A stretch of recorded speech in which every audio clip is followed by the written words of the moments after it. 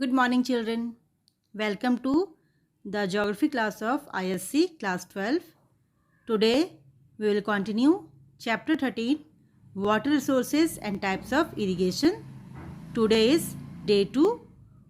Today we will study from page number 252 to page number 256.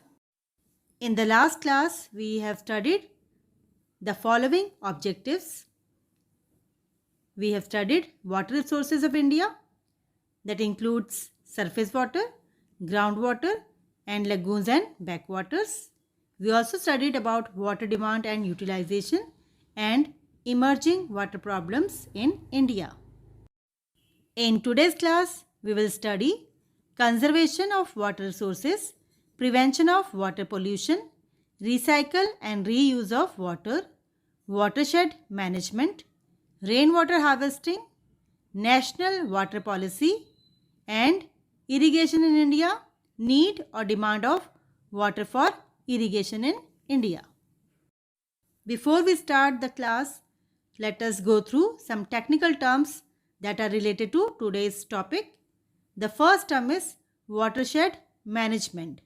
Watershed management is a term used to describe the process of implementing land use practices and water management practices to protect and improve the quality of water and other natural resources within a watershed by managing the use of those land and water resources in a comprehensive manner. The second term is rainwater harvesting. Rainwater harvesting is the simple process or technology used to conserve rainwater by collecting, storing, conveying, and purifying the rainwater that runs off from rooftops, parks, roads, open grounds, etc. for later use. We can say that rainwater harvesting is the activity of collecting rainwater at the rooftop or discharging it inside the earth in the form of groundwater. The third term is horticulture. Horticulture is the branch of plant agriculture which deals with garden crops, mainly fruits, vegetables, and ornamental plants. Next we have agroforestry. Agroforestry is a land use management system in which trees or shrubs are grown around or among crops or pasture land. Agroforestry is also termed as trees on farms. Silviculture. Silviculture is the practice of controlling the growth, composition, structure, and quality of forests to meet values and needs, specifically timber production.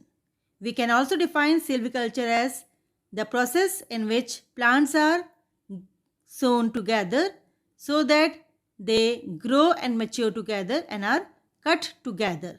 It is mainly done for commercial purposes. Silviculture is also termed as timber farming. The next term is percolation tanks. Percolation tank is an artificially created surface water body submerging in its reservoir a highly permeable land.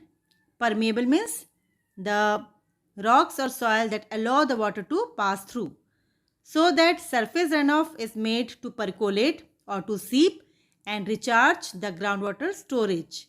The percolation tanks are mostly earthen dams, means they are made of mud. Now children, let us start today's topic. First of all, we'll study about conservation of water resources.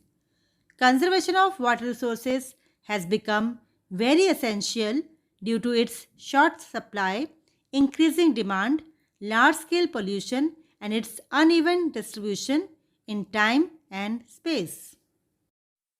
Following 3 steps are necessary for conservation of water resources. Number 1, developing water-saving technologies and methods. Number 2, preventing pollution of water. Number 3, encouraging watershed development, rainwater harvesting, water recycling and reuse, and conjunctive use of water for sustaining water supply in a long run. Now children, let us study about prevention of water pollution. As mentioned earlier, both surface and groundwater are polluted in most parts of our country. The Central Pollution Board CPCB, in collaboration with State Pollution Control Board, has been monitoring water quality of national aquatic resources at 507 stations throughout the country. According to their investigations, organic and bacterial contamination are the major cause of pollution of river waters. The Yamuna River is the most polluted river in the country between Delhi and Etawah. In Delhi, the Yamuna seems to be dying a slow death. Every day, about 2,000 million liters of domestic and 500 million liters of industrial waste is discharged into the river through 16 drains. The Yamuna River is rightly described as the open sewer of Delhi. Other polluted rivers are the Sabarmati at Ahmedabad, the Gomti at Lucknow, the Kali, the Adyar and Kum entire stretches, the Vaigai at Madurai, and the Musi River of Hyderabad, and the Ganga at Kanpur and Varanasi. Similarly, groundwater is also polluted primarily due to high concentrations of heavy or toxic metals, fluoride and nitrates at different parts of the country. The government made several legislative provisions for preventing water pollution. Some such provisions are Water Prevention and Control of Pollution Act 1974 and Environment Protection Act 1986. Unfortunately, these provisions have not been implemented effectively. Consequently, 251 polluting industries were located on the banks of rivers and lakes in 1997. The Water Cess Act of 1977 was passed with the primary aim to reduce pollution. This has also made little impact. In view of all these failures, it has become necessary to generate public awareness about importance of water and the impact of its pollution. The very important and powerful step of conserving water is recycle and reuse of water. Availability of fresh water can be improved by recycling and reusing water. Water of inferior quality, such as claimed waste water, can be used in industries for cooling and firefighting. In urban areas, water after bathing and washing utensils and vehicles can be used for gardening. This helps in conserving water of better quality for drinking. Now children, let us study about the watershed management. Watershed is geographic area that drains to a common point, which makes it an ideal planning unit for conservation of soil and water. It may comprise one or several villages, contain both arable, that is agricultural, and non-arable lands, various categories of land holdings and farmers. The watershed approach enables a holistic development of agricultural and allied activities such as horticulture, agroforestry and silviculture. Watershed development is a very important device to conserve water resources, increase agricultural production and stop ecological degradation. In this way, it improves the living conditions of the people. The central and state governments as well as some non-government organizations are working on watershed development programs. One such program is Haryali, which is sponsored by the central government. Its primary aim is to help the rural people in conserving water for drinking, irrigation, fisheries, and afforestation. Niru Miru, that is Water and You, in Andhra Pradesh, and Arvari Pani Sansad in Alwar district of Rajasthan are two important programs of water harvesting. Under these programs, various steps have been taken to harvest water for the benefit of common man.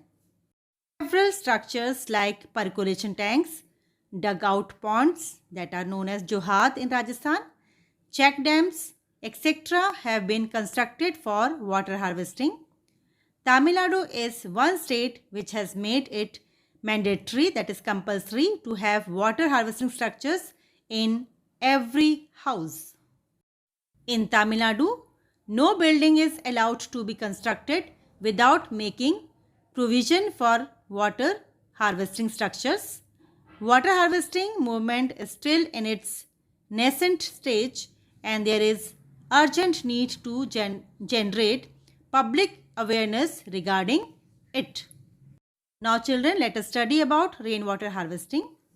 Large-scale depletion of groundwater is a very serious problem which must be tackled urgently. Shortage of water is felt in rural areas for irrigation and or domestic as well as industrial use in urban areas. One of the methods of solving the problem of water shortage is rainwater harvesting. It is a technique of increasing the recharge of groundwater by capturing and storing rainwater locally in subsurface water reservoirs to meet the household needs. Rainwater harvesting is the activity of collecting the water on the rooftop and discharging it inside the earth to improve the groundwater level in the underground aquifers so that the water can be used in the dry period. Now let us go through some objectives of the rainwater harvesting. The objectives of the rainwater harvesting are to meet the ever-increasing demand for water, reduce the runoff which chokes drains, avoid the flooding of roads, augment, that is increase the groundwater storage and raise the water table, reduce groundwater pollution, improve the quality of groundwater, reduce the soil erosion and supplement domestic water requirement during summer and drought.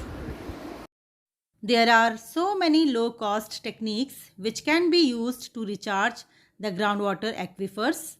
Some of the important techniques are roof water harvesting, recharging of hand pumps, recharging through abundant dug wells. Abundant dug wells are the wells which are not in use. They are left by the people because the water may has become brackish or the well may have turned to be dry.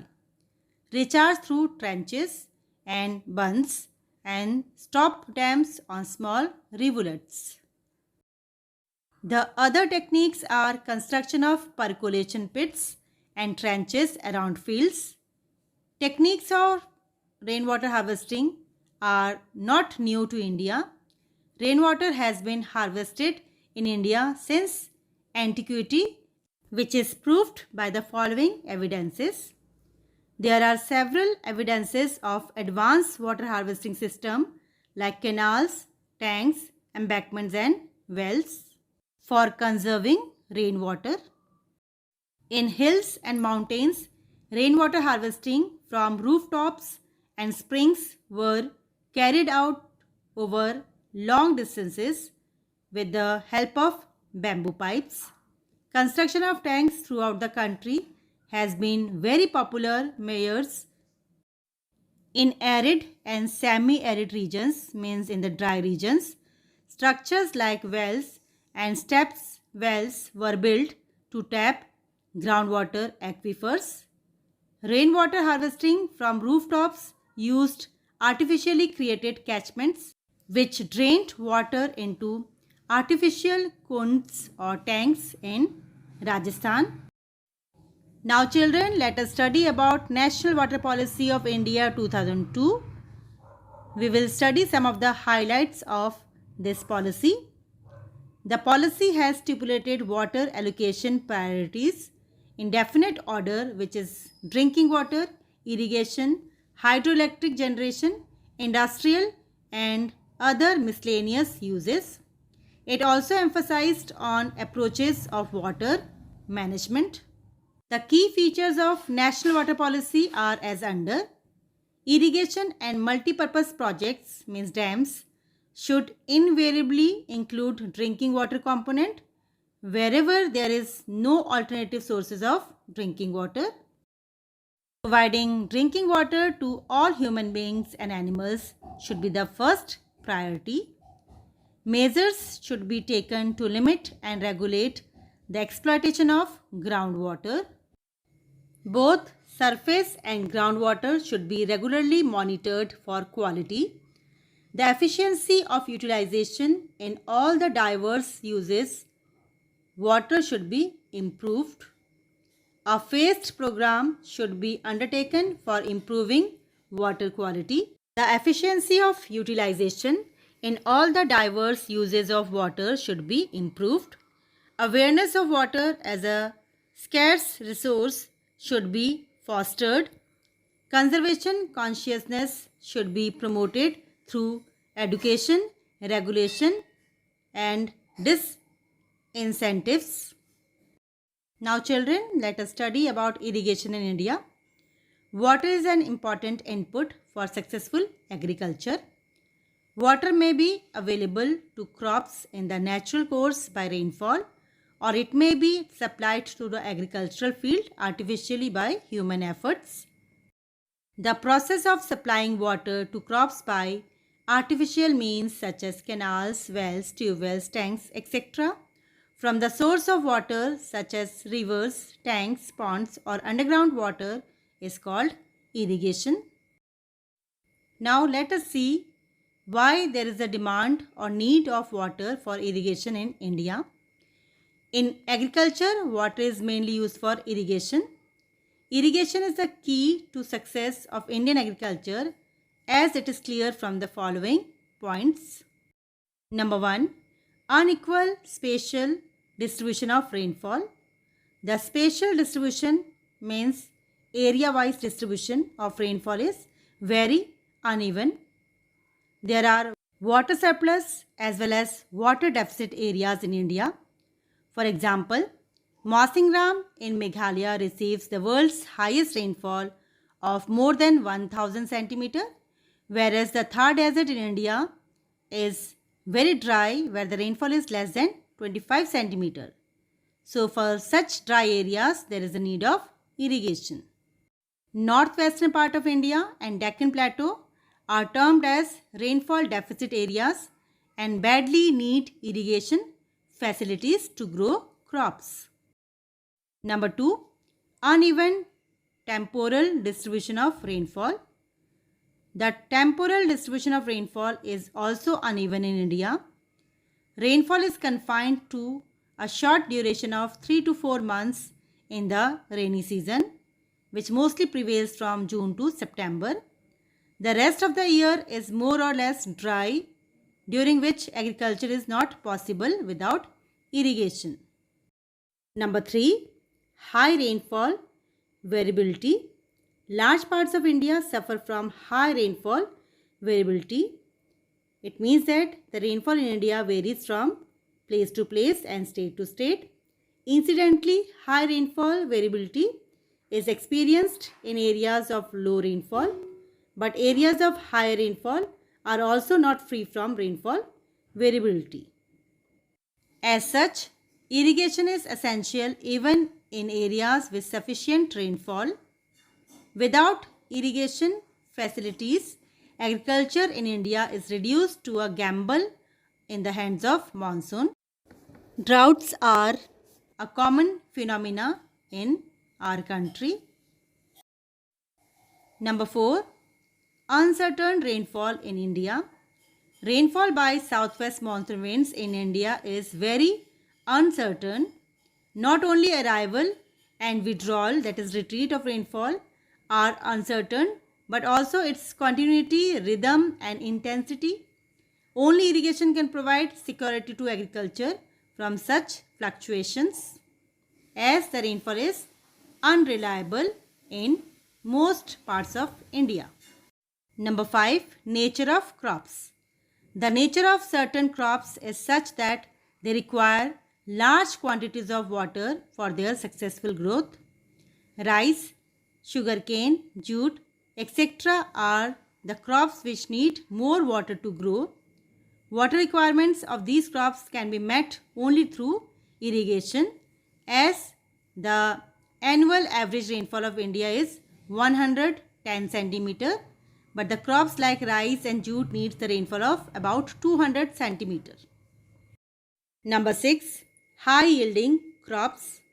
The main element of Green Revolution, which was experienced in 1967 in India, is the high yielding crops which require regular moisture to increase farm production. Therefore, irrigation is necessary even if the rainfall is sufficient. With irrigation, we can have bumper crop from the same field. Number 7. Long growing period. India has long growing period which extends throughout the year. It is because India is a tropical country. Here we can grow many types of tropical, subtropical and temperate crops almost throughout the year.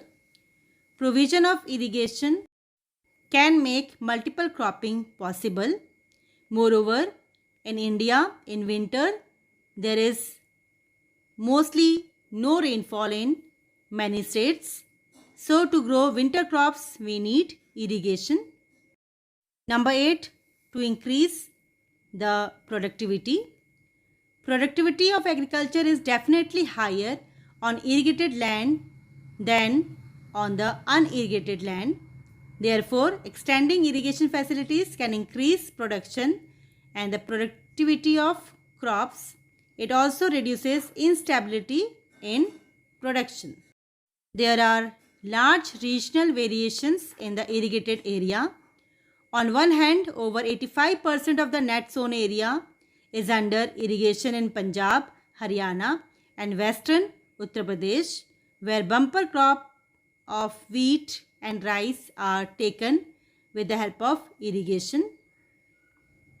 On the other hand, very little irrigation is required in the northeastern states and the western coast of India, where sufficient rainfall is received to sustain crops.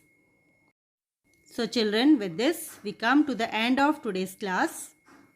Now let us see the objectives we have today. In today's class, we have studied about conservation of water resources, prevention of water pollution, recycle and reuse of water, watershed management, rainwater harvesting, national water policy, and irrigation in India, need or demand of water for irrigation in India. Now children, it is a time for you to take your homework. I will read a few questions whose answers you have to write in your fair copy. The first question is, mention some steps taken by the government for prevention of water pollution. Question number 2, what do you mean by watershed management? Write a note on the watershed management program of India. Question number 3, what is rainwater harvesting? How is rainwater harvesting done? Question number 4, mention some objectives of rainwater harvesting. Name the areas where rainwater harvesting is done in India. Next question is, what do you mean by irrigation? Why is there a need of irrigation in India? And the last question is, mention some objectives of National Water Policy of India 2002. Children, you also have to mark exercise number 2, question number 1. Why is the irrigation essential for increasing agricultural productivity in India? Mention a few favorable and non-favorable conditions for developing irrigation in India. Hope that you have understood today's topic nicely. Children, you must read the chapter from page number 252 to page number 256. You must go through the YouTube link given to you. We will very soon meet in the next class with a new topic. Till then, keep exploring. Be safe and happy. Thank you.